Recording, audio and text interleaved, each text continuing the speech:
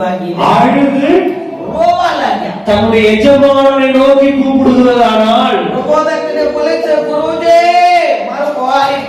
இயேசு கிறிஸ்து நமக்கு தந்திருக்கிற இந்த அற்புதமான வாழ்க்கையை நாம் தொலைத்தோமானால் જે પ્રભુ પરમેશ્વર પાસેથી આપણને જે જીવન મળ્યું છે તે આ જીવનને આપણે પોતે કોઈ નાખીએ તો શું થાય?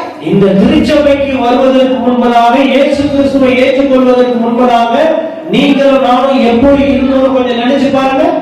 આ મંડળીના અંદર તમે આવ્યા પહેલા અને પ્રભુ ઈસુને તમે વિશ્વાસ કર્યા પહેલા તમારું જીવન કેવું હતું તેને થોડું વિચાર કરીને જોવો ના. ஒரு சொல்லட்டுங்களா? હું તમને એક વાત કહેવા இந்த போட்டுக்கிற இந்த சட்டை இயேசு கிறிஸ்து கொடுத்தது. હું અત્યારે જે કપડા પહેરેલા છે એ પ્રભુ ઈસુએ મને આપ્યા. இந்த கண்ணாடி இயேசு கிறிஸ்து கொடுத்தது. આ ચશ્મા પ્રભુ ઈસુએ આપ્યા. என்னுடைய படிப்பு இயேசு எனக்கு கொடுத்தது. હું જે અભ્યાસ કર્યો છું એ અભ્યાસ મને પ્રભુએ આપ્યા. ஒரு 20 வருஷத்துக்கு முன்னாடி 20 વર્ષ પહેલા உங்களுடைய நிலைமைக்கு ஏன் நிலைமைக்கும் கொஞ்சம் கூட வித்தியாசம் கிடையாது. તમારા જે પ્રભુ ઈસુને વિશ્વાસ કર્યા પહેલા તમારો જીવનનો પરિસ્થિતિ કેવો હતું અને મારા પરિસ્થિતિ એવા જ હતું. என்னுடைய முன்னோர்கள் எல்லாம் கடலை கடந்து போய் மத்திய கிழக்கு நாடுகள்ல வியாபாரம் பண்ணாங்க கப்பல்ல. મારા પિતૃઓ જેઓ પિતૃઓના પિતૃઓ બધા છે સમુદ્રને પાર કરીને બીજા અન્ય દેશોમાં જઈને વેપાર કરીને આવેલા વેપારીઓ હતા, ધનવાનો હતા. ஆனா எங்க அப்பாவுடைய வாழ்நாள்ல நாங்க சாப்பாட்டுக்கு கஷ்டப்பட்டோம். પણ મારા પપ્પાના સમયમાં અમે ખાવા માટે બહુ તકલીફમાં પડી ગયેલા હતા. நாங்க வீட்டை விட்டு துரத்தப்பட்டோம். અમને પરિવારમાંથી લોકોએ નસાડી મૂક્યા. வாடகை வீட்டுல ஒரு வீட்டுல குடியிருந்து நெருப்ப மூட்டி குளிர் காஞ்சிருக்கோம். જે એક ભાડાના મકાનમાં રહીને ત્યાં જે ઠંડી વાતાવરણમાં છોકરીઓ તાપ લેવા માટે લાકડાઓને જલાવીને તાપ લેતા. 7 வயசுல நான் வேலைக்கு போயிருக்கேன். હું જ્યારે ત્યારે 7 વર્ષનો હતો ત્યારે હું કામ કરવા મહેનત કરવા ગયા. அதனால தாங்க உங்களை எல்லாம் பார்க்கும்போது என் உள்ளமே உடைந்து போகுது. માટે તમારા જેવાને જોઈને જેવો વાડીમાં કામ કરનાર અને સામાન્ય કામ કરનાર તમને જોઈને મારું મન ભાંગી જાય છે, કારણ કે હું મારો પોતાનો સ્મરણ કરું છું. ஆனா நான் இன்னைக்கு அப்படி இல்லங்க. પણ અત્યારે હું એવા નથી. ஆண்டவர் எனக்கு ஒரு அழகான வாழ்க்கையை கொடுத்திருக்காங்க. મને મારા પ્રભુએ મારો મુક્તિદાતા એક નવું જીવન આપ્યું છે. மனுஷனுக்கு முன்னாடி அங்கீகாரத்தை கொடுத்திருக்காங்க. માણસને તેનું કામની યોગ્ય અધિકાર પ્રભુએ આપ્યું છે. பெரிய பெரிய அரசியல் தலைவர்களை சந்திக்கவும், તે મોટા મોટા નેતાઓને મુલાકાત કરવા માટે, பெரிய பெரிய அதிகாரிகளை சந்திக்கவும், મોટા મોટા અધિકારીઓના સાથે મુલાકાત அவர்களுக்கு இயேசுவின் அன்பை பற்றி சொல்லவும் તેઓને પ્રભુ ઈસુના વિશે શુભ સંદેશ કહેવા માટે ஆண்டவர் எனக்கு அந்த கிருபையை தந்திருக்கார். પ્રભુએ એવા જેવા કૃપા અને અનુદાન મને પ્રભુએ આપ્યું છે. நான் இன்றைக்கு வாழ்ந்து கொண்டிருக்கிற என்னுடைய வாழ்க்கை இயேசு எனக்கு தந்த அற்புதமான வாழ்க்கை. આજે હું જે જીવન આજે જીવું છું તે જીવન મારા પ્રભુ ઈસુ મને અદ્ભુત રીતે કૃપા કરીને મને આપ્યું છે. એ જીવન છે. என்ன மாதிரி எத்தனை பேர் சொல்ல முடியுங்க? મારા જેવા કેટલા લોકો કઈ વ્યક્તિ કરે તો તમારું જીવન પ્રભુ ઈસુના પાસેથી તમને મળ્યું છે. હાલેલુયા. இன்னைக்கு நீங்க விடுதலையான ஒரு வாழ்க்கை வாழ்றீங்க பாத்தீங்களா?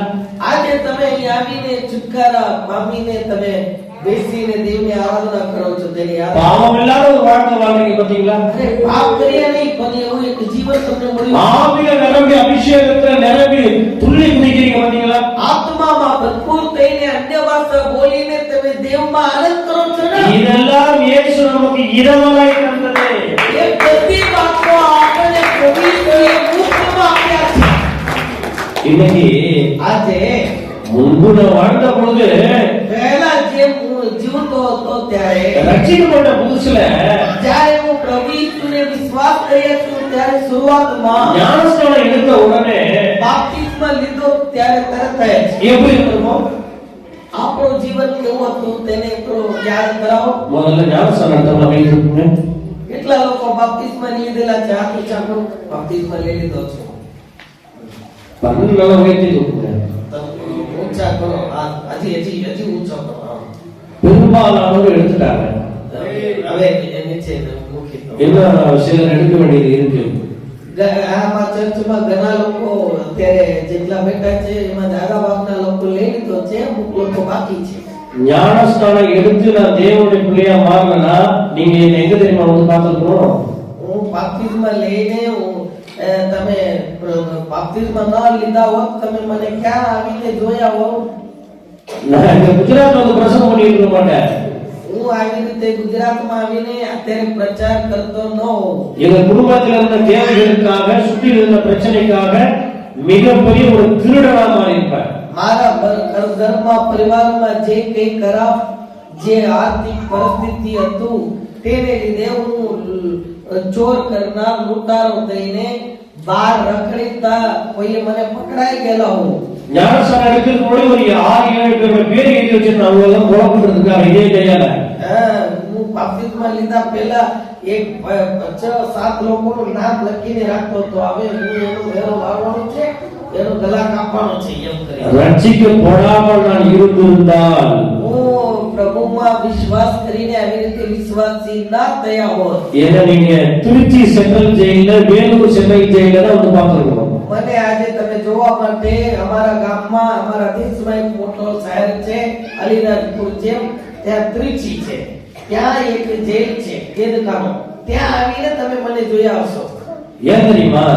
શા માટે કહું? இயேசு இந்த வாழ்க்கையை சந்திச்சு ઈસુ પ્રભુ અમારા જેવા લોકોના જીવનની મુલાકાત લીધી છે, பாவ கட்டிலிருந்து விடுவித்து પાપના બંધનથી છોડાવ્યો છે, பரம்பர சாப கட்டிலிருந்து விடுவித்து જે પરંપરાથી જે કઈ શ્રાપ છે வியாதியின் બંધનથી છોડાવીને, બીમારના બંધનથી છોડાવીને, பிசாசு கட்டிலிருந்து விடுவித்து શેતાનના બંધનથી છોડાવીને, நல்ல கல்வியை கொடுத்து સારા એક અભ્યાસ આપીને, தரித்திரத்தை போக்கி દરિદ્રતાને દૂર કરીને அற்புதமான வாழ்க்கை கொடுத்திருக்கிறாரு. અદ્ભુત છુટકારા પ્રભુએ પૂરા પાડ્યો છે. આ વિચાર કરીને આમે કે આમે. இந்த வாழ்க்கையே நான் தொலைக்கலாமா? આ જીવનને આપણે ના ખોવા. ஆனா தொலைச்சவங்க நிறைய பேர் இருக்கிறீங்க. એવી રીતે ઘણા ખોઈ નાખ્યા છે. ஞானஸ்நானம் பெற்ற உடனே என்ன தெரியுமா நம்ம செய்வோம்? બાપ્તિસ્મા લઈ લીધા તરત જ લોકો શું કરે છે? அதிகாலை 4 மணிக்கு எழுந்திருச்சோம். કેટલા ખુશી હોય, સવારે 4 વાગ્યામાં ઉઠીને પ્રાર્થના કરે. எழுந்து குளிச்சிட்டு பைபிளை படிச்சுட்டு 2 மணி நேரம் முழங்கால ஊக்கமா ஜெபம் பண்ணுவோம். હું એમ કરતો હોય કે સવારે વહેલા ઠંડા પાણીમાં નાહીને 2 કલાક સીધા ઉભા ઘૂંટણમાં બાઇબલ વાંચતો હોય. உடனே வண்டியை எடுத்துட்டு சைக்கிள் எடுத்துட்டு நேரே சர்ச்சை வாசல் வந்து பாஸ்டர் வாங்க பாஸ்டர் எங்க ஊழியத்துக்கு போகணும் வாங்கன்னு சொல்லி கூப்பிடுவோம். સવારે સાયકલ લઈને ત્યાં ચર્ચના પાસ્ટરના ત્યાં ઘરે વિયા જાઓ. પાસ્ટર ચાલો આપણે ત્યાં આજે સેવા જવાનું છે એમ કરીને પૂછું. வேலைக்கு போயிட்டோம் அப்படின்னா ஒரு 100 ரூபாய் கூலி கொடுத்துட்டோம்னா அடடா நம்ம பாஸ்டர் அங்க இருக்கானே நம்ம மட்டும் எப்படி சாப்பிட்டு சொல்லி முதல்ல ஒரு 50 ரூபாய் எடுத்து பாக்கெட்ல வச்சுட்டு சைக்கிள்ல முடிச்சுக்கிட்டோம் இல்ல குடும்பம் ஓடி வந்து ஐயா கையில கொடுத்து ஜோம் பண்ணி போவோம். શરૂઆતના વિશ્વાસના શરૂઆતમાં એક કામ કરી મજૂરી કામ કર્યા હોય ત્યારે 100 રૂપિયા પગાર આપતા હોય. અરે મને 100 રૂપિયા મને પગાર આજે મળ્યો છે તો ચાલો 50 રૂપિયા હું રાખું. 50 રૂપિયા લઈને હું સાહેબના ઘરે જાઉં, ત્યાં જઈને એમને આપતો આવું. ஆனா இப்ப எப்படி இருக்கும்? પણ અત્યારે પરિસ્થિતિ કેવું બની ગયું છે? நல்ல கையை பிடிச்சி இப்ப அவங்கள பார்த்து பக்கத்துல உள்ளவங்களை பார்த்து கேளுங்க. અમારા બાજુમાં બેસવાવાળાનો હાથ પકડીને એને બોલો, அந்த கள்ளக்கபடான இருதயம் இப்ப உங்கள்ட்ட இருக்கா? તેને પૂછો, હાથ પકડીને પૂછો.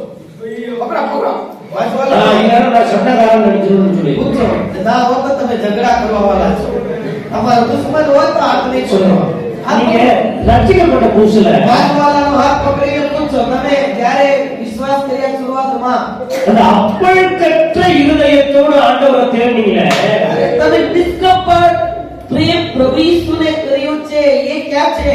கல்லங்கப்படாத மனசாட்சியோட ஆண்டவரை தேடி ஓடியாந்தீங்களே, શુદ્ધ મન તમારા અંદર હતું, તમે સામેથી દોડીને જલ્દી આવતા. ஒவ்வொரு பருக்க சாப்பாடு சாப்பிடும் போதும் எங்க பாஸ்டர் இருக்கிறாரு பாஸ்டர் இருக்கிறாங்க அவங்க எங்க இருந்து வந்து எங்களுக்காக ஊழியம் பண்றாங்கன்னு சொல்லி நினைச்சிட்டு சாப்பாடு இறங்காம போன் அடிச்சு பேசுனோமே இல்ல ஓடி வந்தோமே. એક એક રોટલીનો ટુકડા ખાતા ખાતા અમારા પાસ્ટર ત્યાં છે, પ્રભુ તેને આશીર્વાદિત કરો. તો રવિવાર આવી જાય તો કોઈ દિવસ આવી જાય તો પાસ્ટરની મુલાકાત કરવા માહેથી દોડીને આવતા એ નિષ્કપટ પ્યાર ક્યાંથી?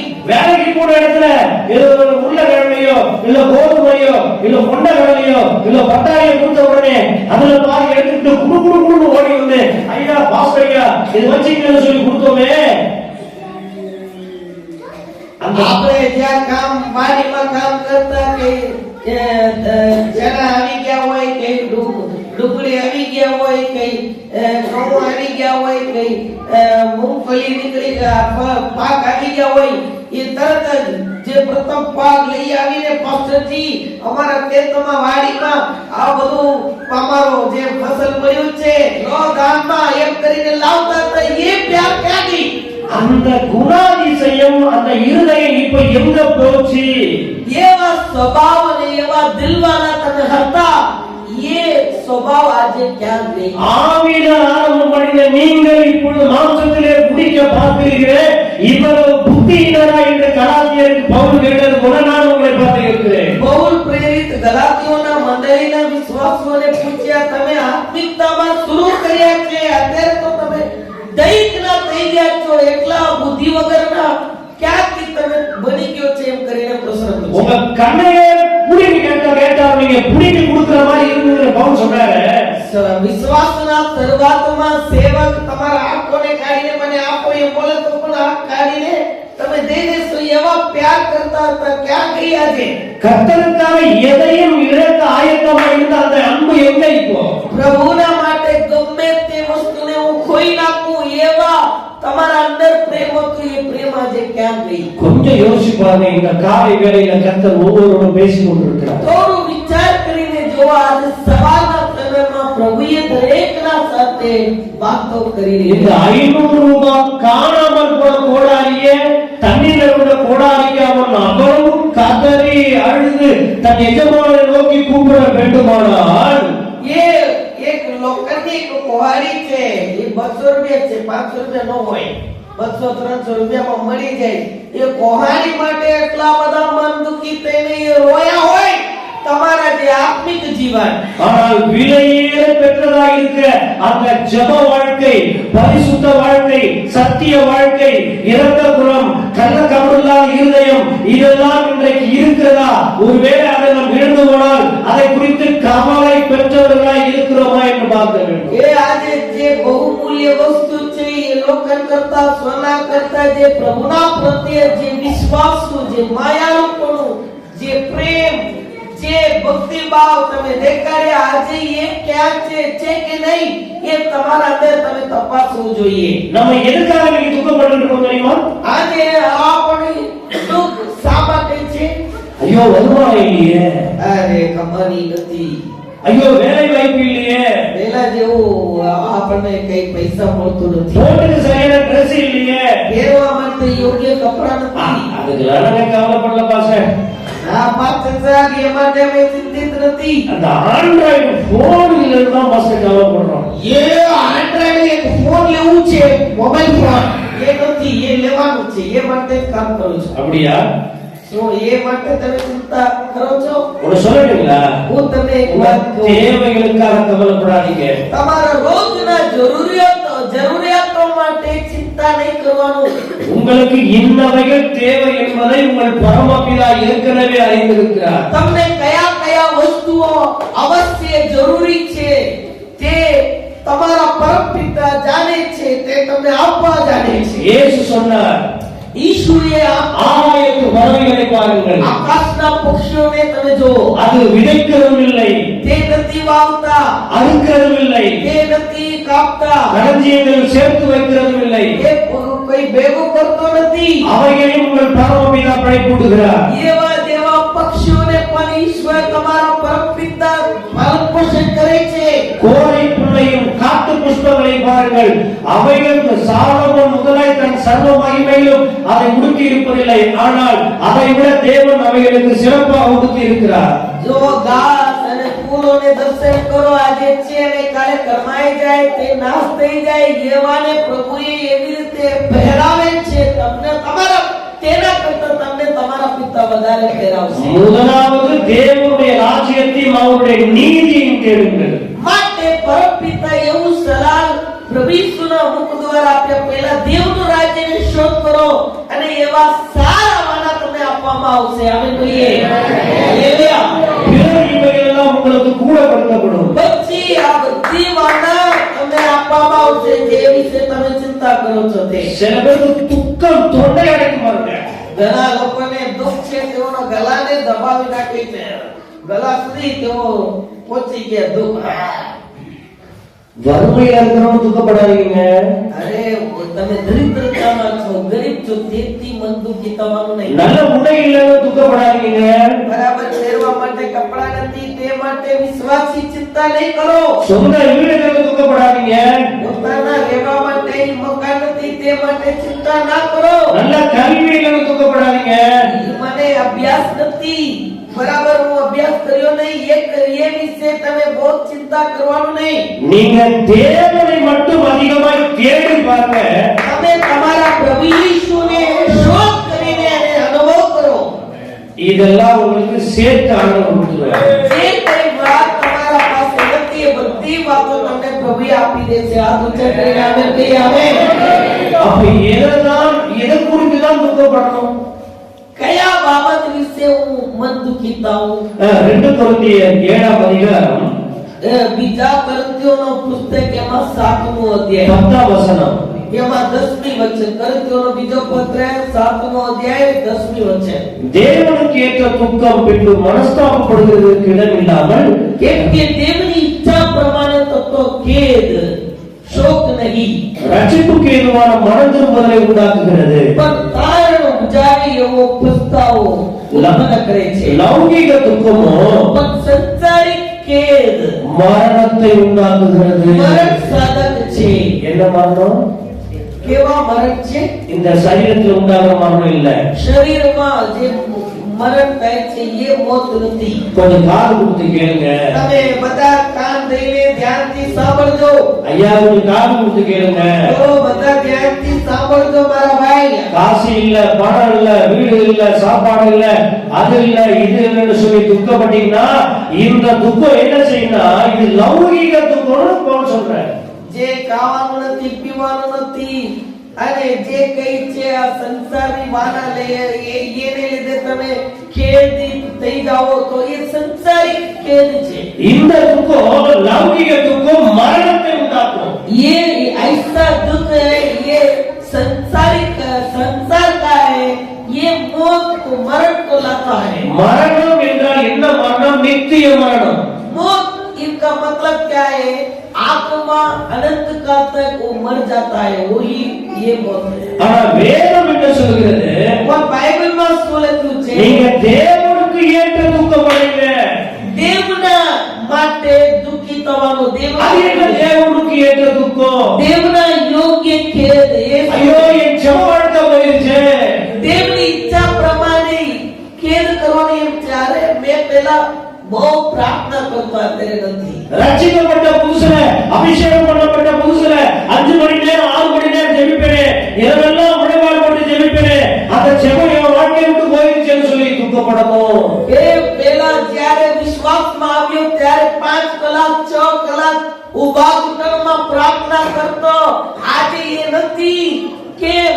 એમ કરીને ઈશ્વરની ઈચ્છા પ્રમાણે ખેદ થવા. தேவனை ஏற்றுக்கொண்ட புதுசுல நான் எவ்வளவு பரிசுத்தமா வாழ்ந்தேன் தெரியுமா?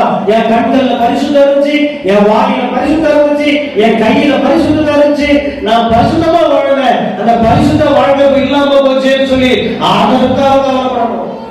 અરે હું જ્યારે પ્રભુમાં આવ્યો અને વિશ્વાસ કર્યો ત્યારે મારા આંખોમાં પવિત્રતા, મારા બોલમાં પવિત્રતા, મારા સોચ વિચારમાં પવિત્રતા હતું. કોઈ મને કે પાપ ન હતો.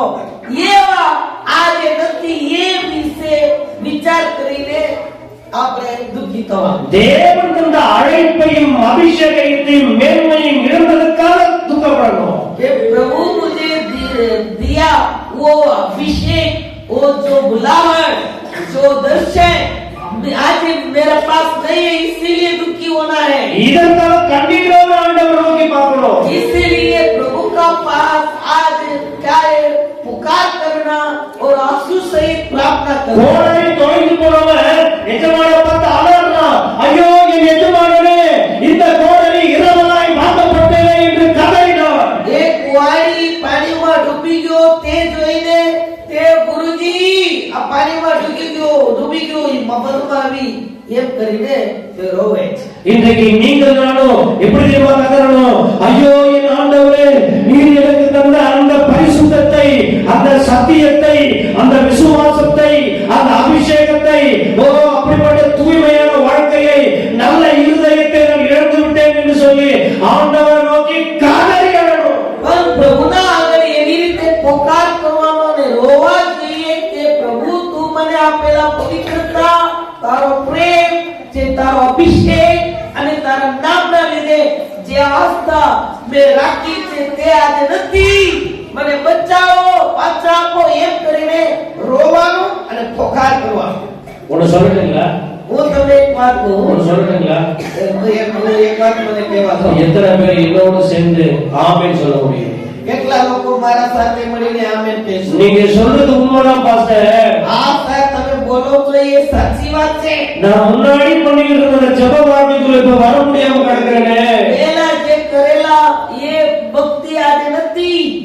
பாஸ்டரோட சேர்ந்து ஊழியத்துக்கு போவேன், இப்ப ஊழியத்துக்கு போக முடியாம இருக்கிறேனே. પાસ્ટરના સાથે હું જીવતો અને સેવામાં જાતો આજે નથી થતું કેમ? பரிசுத்தமா வாழ்ந்தேன், પવિત્ર જીવન હું જીવ્યો છું આજે નથી. நீதிமானா வாழ்ந்தேன். ન્યાયી થઈને જીવન જીવ્યા છું આજે. அதெல்லாம் குறைஞ்ச மாதிரி நான் உணர்றேன் இப்போ. એ બધા આજે મને આત્મિકતા જતી ગયું એમ હું મહેસૂસ કરું છું. இப்ப எத்தனை பேர் உணர்றீங்க? கையை உயர்த்தி காட்டுங்க. હાથ ઊંચા કરીને દેખાડો કે પહેલાનું ભક્તિ નથી અત્યારે. பாருங்க, உங்களுக்கு தான் அந்த செய்தி. તો તમને જ આજે એ સંદેશ. ஒரு அழிலே சொல்லுங்களேன். હાલેલુયા બોલીએ. அல்லேலூயா. હાલેલુયા. ரெண்டே ரெண்டு காரியத்தை சுருக்கமா சொல்லி முடிக்க போறேன். બે વાત હું તમને કહેવા દઉં. வெளிப்படுத்தல் 2ஆம் அதிகாரம் પ્રકટીકરણ બીજો અધ્યાય 3-4 ஆகிய வசனங்களை வாசிக்கலாம். 3 અને 4 ને વચનમાં લખ્યું છે. અધ્યાય 2 3 અને 4. வாசினா தமிழ்ல வாசிச்சத முதல்ல. હું મારા ભાષામાં વાંચું છું. உன் கிரியைகளையும் உன் பிரயாசத்தையும் உன் பொறுமையையும் વળી તું તારો ધીરજ રાખે છે ને મારા નામની ખાતર તે સહન કર્યું છે, તું કાઢી ગયો નથી. நீ பொல்லாதவர்களை சகிக்க கூடாமல் இருக்கிறதையும் அப்போஸ்தலர் அல்லாதவர்கள் தங்களை அப்போஸ்தலர் என்று சொல்லுகிறதை நீ சோதித்து அவர்களை பொய்யர் என்று கண்டறிந்ததையும் நீ சகித்துக் கொண்டிருக்கிறதையும் பொறுமையாக இருக்கிறதையும் என் நாமத்தின் நிமித்தம் விலைப்படையாமல் பிரயாசப்பட்டதை அறிந்திருக்கிறேன். ஆனாலும் நீ ஆதியில் கொண்டிருந்த அன்பை விட்டாய் என்று உன் பேரில் எனக்கு ஒரு குறை உண்டு. તો પણ તારી વિરુદ્ધ મારો આટલો છે કે તે તારા પ્રથમનો પ્રેમને ત્યાગ કર્યો છે. ஆகையால் நீ இந்த நிலைமையிலிருந்து விடுதாய் என்பதை நினைத்து மனம் திரும்பி ஆதியில் செய்த கிரியைகளை செய்வாயாக. இல்லாவிட்டால் நான் சீக்கிரமாய் உன்னிடத்தில் வந்து நீ மனம் திரும்பாத பட்சத்தில் உன் விலக்கு தன்னை அதிலிருந்து நீக்கி விடுவேன். એ માટે તું જ્યાંથી પડ્યો છે તે યાદ કરીને પસ્તાવો કરો અને પ્રથમના જેવા કામ કરો, નહીં તો હું તારી પાસે આવીશ અને જો તું પસ્તાવો નહીં કરે તો તારી દીવીને તેની જગાએથી હું ખસેડી દઈશ. ஆண்டவர் எபேசு சபைக்கு தான் இந்த செய்தியை சொல்றாரு. પ્રભુએ એફેસસના મંડળીના લોકોને આ વાત કહે છે. எபேசுன்னு சொன்னாலே விரும்பப்படத்தக்கது. એફેસસના મંડળી, એફેસસ એટલે જે મનપસંદ. எபேசுன்னு சொன்னாலே தேவன் விரும்புகிற ஒன்று. એફેસસના મંડળી છે દેવ જેને પસંદ કરે છે તે. அந்த சபையை பார்த்து ஆண்டவர் சொல்றாரு, એ ત્યાંના રહેનાર કલીસિયાના લોકોને કહે છે. தேவன் விரும்புகிற மக்களை பார்த்து தேவன் சொல்றாரு, જે લોકોને પ્રભુ પસંદ કરે છે એ લોકોને વાતો કરે இந்த છે. சபையில என்ன நடக்குது தெரியுமா? આ કલીસિયામાં શું થયું கொஞ்சம் கவனிங்க. તમે ધ્યાનથી સાંભળો. அவங்க தேவனுக்காக பயங்கரமா எழும்பி உற்சாகமா ஊழியம் செஞ்சுக்கிட்டே இருந்தாங்க. તેઓ દેવના માટે જાગૃત થયા અને પ્રભુના માટે અદ્ભુત સેવા કર્યા. ரெண்டாவது பயங்கரமா பிரயாசப்பட்டு இருந்தாங்க. બારે મહેનત કરીને દુઃખ સહન કર્યા. நல்ல பொறுமையோடு இருந்தாங்க. ધીરજથી તેઓ જીવન જીવ્યા. ஆவியை பகுத்தறிகிற வரம் அவங்களுக்கு இருந்தது. જેવા વ્યક્તિઓના અંદર જે આત્મા છે એને પારખવાનો શક્તિ તેઓને મળી. இலைப்பறையாமல் ஆண்டவருக்காக ஓடிக்கிட்டே இருந்தாங்க. તેઓ થાકી ગયા નહીં પણ ધીરજથી તેઓ દોડતા જતા. அப்படியானால் என்ன பொருள்? માટે શું મતલબ છે? ஊழியருக்கு સેવા કરે છે, உழைப்பு இருக்கு, મહેનત કરે છે, காணிக்கை கொடுக்கிறோம், દાન દસવાસ આપે છે, எல்லா பிரயாசமும் பண்றோம். બધે મહેનત કર્યા. ஆனால் તો પણ தேவன் விரும்புகிறது என்ன தெரியுமா? દેવ શું ચાહે છે? உன்னிடத்தில் ஒரு குறை உண்டு சொன்னார்ல, તારામાં એક વાત કમી છે. அது என்னன்னா நீ என்ன வச்ச அந்த அன்புல குறை உண்டாயிட்டு சொல்ற. તું મારામાં જે રાખ્યો છે તે પ્રેમમાં કમી આવી. அந்த அன்புல நீ உன்னை சரி பண்ணிக்கலனா, તે પ્રેમમાં તું તારો વ્યવસ્થિત બનાવ્યા ન હોય, நான் சீக்கிரமா உன்னிடத்தில் வந்து હું વેલો તારા પાસે આવીશ, உன்னை તને உன்னுடைய விளக்க તારે દીવીને தண்டில இருந்து எடுத்துருவாங்க. તેમાં જે જ્યોતિ છે તેનામાંથી હું તેને ખસેડી દઈશ. ஆகையால் માટે நீ இந்த நிலைமையிலிருந்து விழுந்தாய் என்பதை કયા પરિસ્થિતિમાંથી તું પડી ગયો છે நினைத்து மனம் திரும்பி તેને સ્મરણ કરીને પસ્તાવો કરો. ஆதியிலே செய்த கிரியைகளை செய்வாயாக. જો પહેલા જે કામ કર્યો છે તેને પાછા કરો. அதிலே சொல்லுங்களேன். હાલેલુયા બોલીએ. கர்த்தர் இன்னைக்கு நம்ம கிட்ட என்னத்த காரணம்னு சொல்றாரு தெரியுமா? પ્રભુએ આજે આપણા અંદર એવી વાતોને માંગીને બેઠા છે. તે શું? ஆதியில கொண்டிருந்த அன்பை காணும் என்று சொல்லுகிறார். જે પ્રથમના પ્રેમ છે એ નથી આજે આપણા અંદર. ரட்சிக்கப்பட்ட புதுசுல அவர் மேல நம்ம வைத்த அந்த அன்புல குறை உண்டாகிவிட்டது என்று சொல்லுகிறார். જ્યારે પ્રભુ ઈસુમાં શરૂઆતે વિશ્વાસ કર્યા ત્યારે જે પ્રેમ હતું તે આજે નથી.